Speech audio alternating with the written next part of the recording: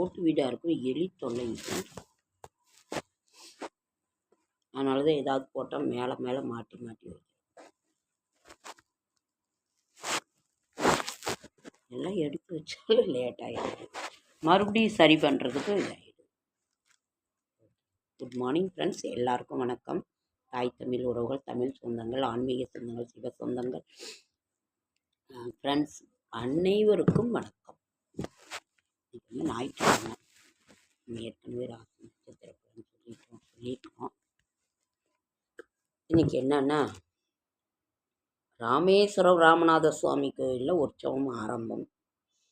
பெரியாழ்வார் புறப்பாடு ஸ்ரீவில்லிபுத்தூரில். சுப முகூர்த்த நாள் இன்னைக்கு. நமக்கு வேறு ஒன்றும். இன்றைக்கி வந்து உங்கள் வீட்டிலலாம் என்ன சமைச்சிங்க? எங்கள் வீட்டில் வந்து அவரைக்கொட்டை கத்திரிக்காய் குழம்பு, ரசம், ஆப்பமும் தேங்காய் பாலும் செய்யலான்னு சொன்னீங்க ஃப்ரெண்ட்ஸ். அது மிக்சியில் போட்டு சரியாக அரைப்படலை, சுமாராக தான் இருக்குது. மாவை கொஞ்சம் புளிக்க விட்டுட்டேன், கொஞ்சம் ஆனாலும் தேங்காய் பாலில் போட்டு கொஞ்சம் சாப்பிட்டுட்டேன். நீங்கள்லாம் என்ன செஞ்சீங்கிறத சொல்லுங்கள், கமெண்ட்டில் சொல்லுங்கள்.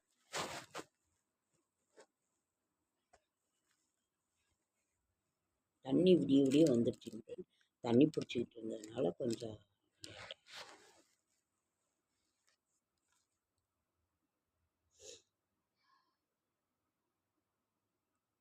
தோள்பட்டை வலி நீங்க தேங்காய் எண்ணெயை சுட வைத்து மிதமான சூட்டில் அந்த எண்ணெயை சிறிது நேரம் வட்ட வடிவில் மசாஜ் செய்வதினால் தோள்பட்டை வலி குணமாகும். அந்த இது பண்ணால் தோள்பட்டை வலி குணமாகும். ரோஜாவிலும் முள் உண்டு. தோள்பட்டை வலி நீங்க. அல்சர் குணமாக அகத்திக்கீரை சிறந்த மருந்தாக விளங்குகிறது. வெதுவெதுப்பான நீரில் எலுமிச்சை சாறு கலந்து தினமும் கலந்து வெறுவயிற்றில் குடித்து வர உடலில் உள்ள கொழுப்புகள் கரைந்து நன்மை ஏற்படும். மஞ்சள் காமாலை நோயை குணமாக்க கீழா நெல்லி. இந்த கீழா நெல்லியை வந்து நல்லா, அதாவது மிக்சியில் ஓட விட்டு அதில் ஒரு காய வச்சு உணர்த்தி எடுத்துக்கிட்டு அப்பப்போ மோர் வச்சு மோரில் தான் சாப்பிட்ணும். அதை மோரில் அதை சும்மா ரவுண்டு, ரொம்ப கசப்பெடுக்கும். இத்தினூண்டு உருண்டை, சின்னதாக ஒரு உருண்டை எடுத்து விழுங்கிட்டு மோரில் ஊற வச்சு மோர் 2 டம்ளர் குடிக்கணும். ரொம்ப நல்லாயிருக்கும். அதற்கு பிறகும் கூட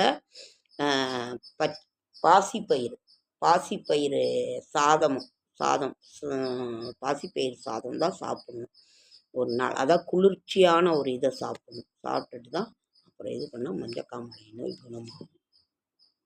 அதாவது ஒரு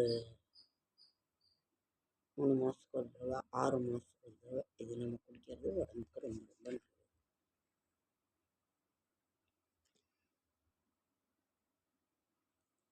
பூண்டு பற்களை வணக்கி சாப்பிடணும். சிந்தையும் செயலும் ஒன்றுபட்டால் மனிதரில் வெற்றிப்படி உயரும். 10 மிளகாய்த்தூள் 10 மிளகு இருந்தால் பகைவன் வீட்டிலும் சாப்பிடலாம்.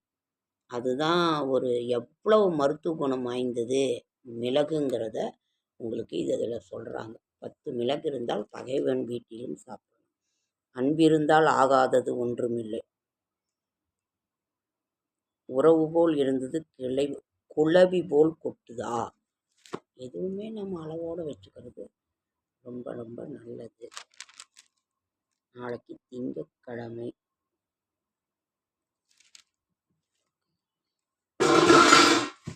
செடியாய வல்வினைகள் தீர்க்கும் திருமாலே நெடியானே வேங்கடவா நின் கோயிலின் வாசல் அடியாரும் வானவரும் அறம்பயிரும் கிடந்தியங்கும் படியாய் கிடந்து உன் பவளவாய் காண்பேனும்.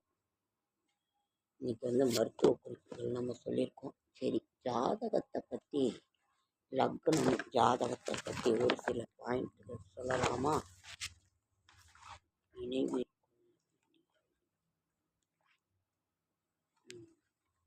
பஞ்சாங்கம் ஃப்ரெண்ட்ஸ், எத்தனை வருட பஞ்சாங்கம் இருந்தாலும் அந்த பஞ்சாங்கத்தை எடுத்து வைங்க.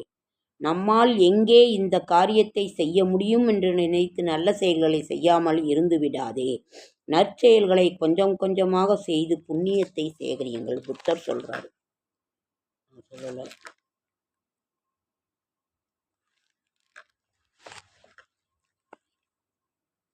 ராசி கட்டம், நவாம்ச கட்டம். ஒரு ஜாதகத்தில் சந்திரன் நிற்கும் நட்சத்திரமே ஜென்ம நட்சத்திரம். அந்த நட்சத்திரம் இடம்பெற்ற ராசி ஜென்ம ராசி. ஒரு நட்சத்திரம் எவ்வளவு நாளிகை வினாடிகள் வரை வியாபித்திருக்கிறது என்பதே ஆதி அந்த பரம நாளிகை ஆகும். ஒருவரின் ஜென்ம நட்சத்திரநாதனின் திசையே ஆரம்பகால திசையாக இருக்கும்.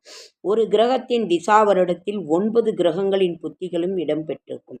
திசாநாதன் 50% பலன்களும், புத்திநாதன் 25% பலன்களையும் தருவார்கள். திசை புத்தி அந்தரம். அதற்கு பிறகு நம்மளது நேரம் காலம் எல்லாத்தையும் வச்சு அதை வச்சு இது பண்ணுவாங்க.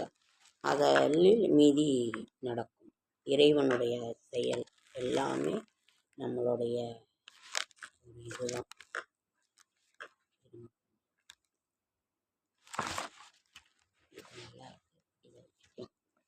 இதை வந்து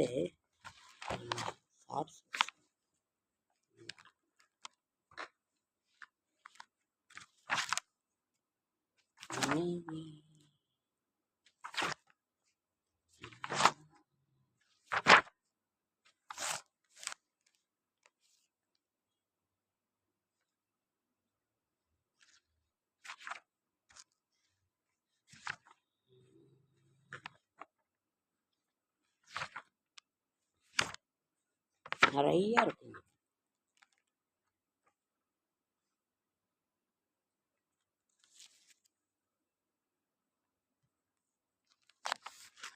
கிரகங்களின் நீசபங்க விதிமுறைகள். நீச வீட்டின் அதிபதி உச்சம் பெற்றால் நீசம் பங்கமாகும்.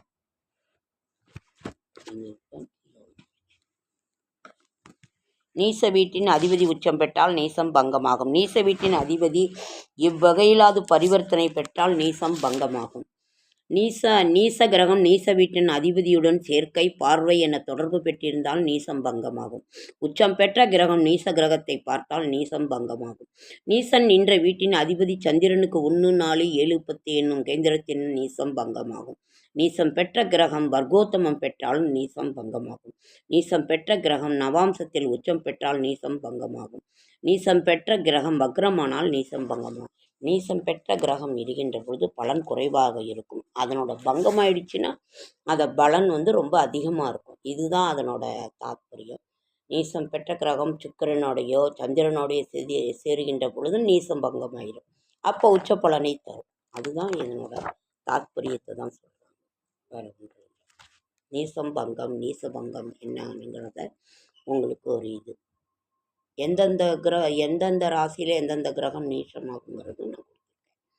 அதையும் பாருங்கள், அது உங்களுக்கே தெரியும். அதை வேணால் கூட நீங்கள் ஏதாவது கமெண்ட்ஸில் வேணுனாலும் கேட்டிங்கனாலும் நான் சொல்கிறேன். ஓகே ஃப்ரெண்ட்ஸ், லைக் பண்ணுங்கள், ஷேர் பண்ணுங்கள், கமெண்ட் பண்ணுங்கள், சப்ஸ்கிரைப் பண்ணுங்கள். என்னால் முடிந்த ஆன்மீக தகவல் தரேன், நல்ல தகவல் தரேன். என்னோடய ஷார்ட்ஸ் வீடியோ பார்க்குற அனைவருக்கும் என்னுடைய மனமார்ந்த நன்றி நன்றி நன்றி. இன்றைக்கி ஜாதகம் இதை பற்றி பார்த்துருக்குறோம். மருத்துவ குறிப்புகளும் 1, 2 பார்த்துருக்கோம். இது நீசபங்க